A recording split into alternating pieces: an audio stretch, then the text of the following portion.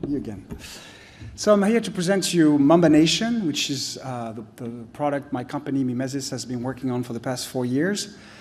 Mamba Nation aims to be the next generation 3D social gaming platform.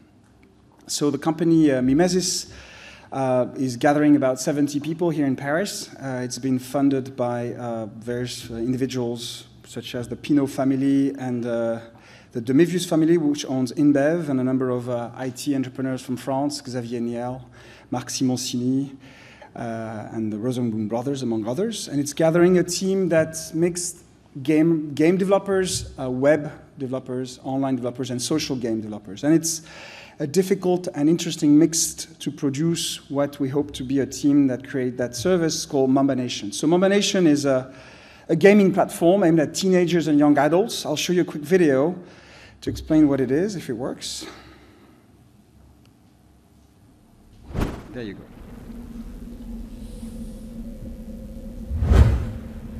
So, in the realms of existing experiences such as virtual worlds, such as Habbo Hotel, IMVU,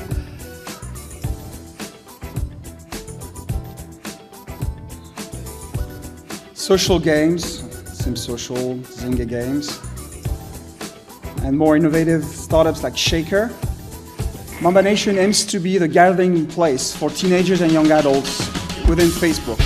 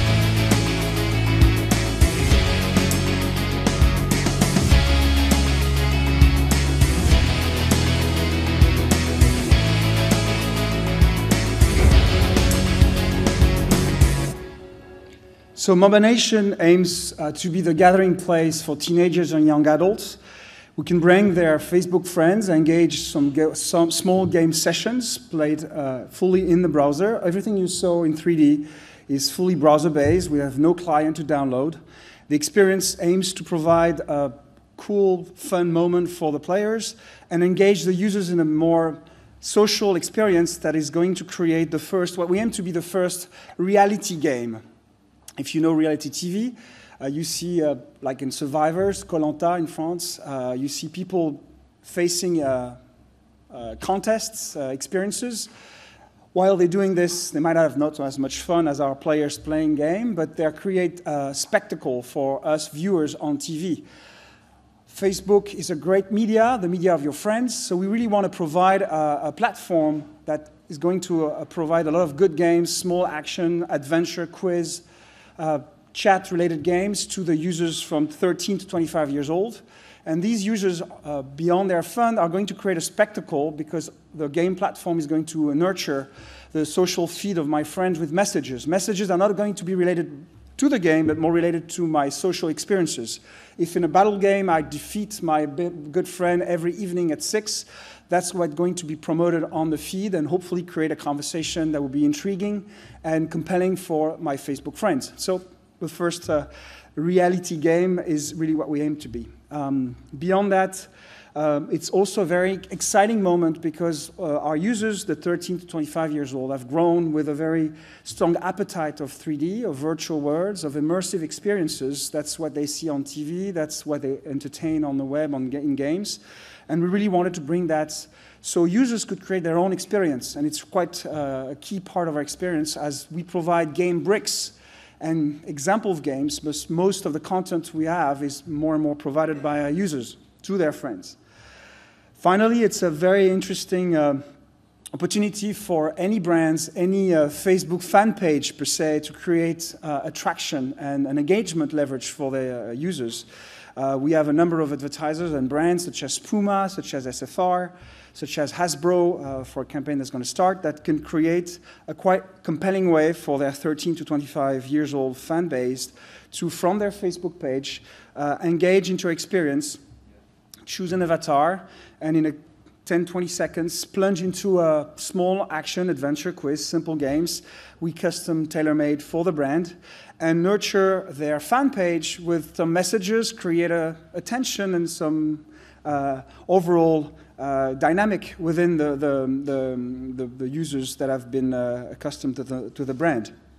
So chat, games, events, unique moments, a great way for our users to create an interesting way to communicate. Teenagers, young adults, I should end up like that, have been it's always a tough moment of life when you need to create your social existence. So games is a great way to do that. I mean, Plato said, not maybe referring to games, that you learn more from someone by playing a game with him for a day than speaking with him for a year. And what we aim for these games to create is that conversation. And it apparently works, as we've been we launched the version in beta mode last year, and for the past 6 months, we've been fully operating in the French market and grown from traction. We're reaching 600,000 registered users. We're going to probably get close above 1 million by the end of the summer. 167 minutes per month is the average time spent in our experience, and we aim to launch internationally at the end of the year. There you go. Thank you very much. Pleasure. Come over here. Thank you very much, Nicholas. Can you step over here so they can change that? Yeah. I want to ask you about Second Life. What happened? I know it's not your product, but you're in the gaming space and you really know what's happening. I should point that out to everyone. But remember, like 3 or 4 or 5 years ago, it was all about Second Life. Truly, Second Life, I think, brought 2 things. A great proof of concept that you could do some intriguing and have a compelling proposition for users to plunge into a virtual space. But 2 things. One, it was quite painful to download and install, and the access, probably the technology was not ready.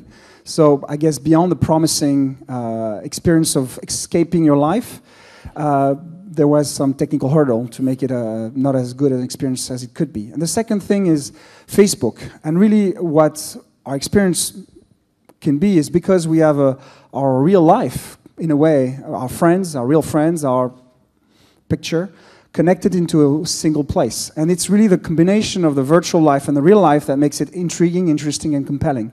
In other words, we really wanted to learn from what virtual worlds such as Second Life tried, and really redefine the paradigm so we would really bring something useful. And again, the spectacle that our core users are bringing to their friends, engage their friends into a more casual experience, and that's the compelling. Any successful community is mixing competitors, socializers, builders, spectators, and that's what Facebook and the virtual life that we're providing is really compelling.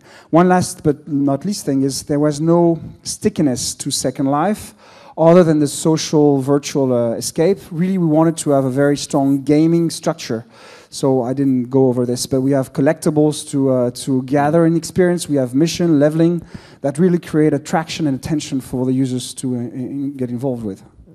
Last question. If people out here who are not in the gaming business but want to sort of explore it more, what conference or what conference do you think they should attend in the next year to learn more?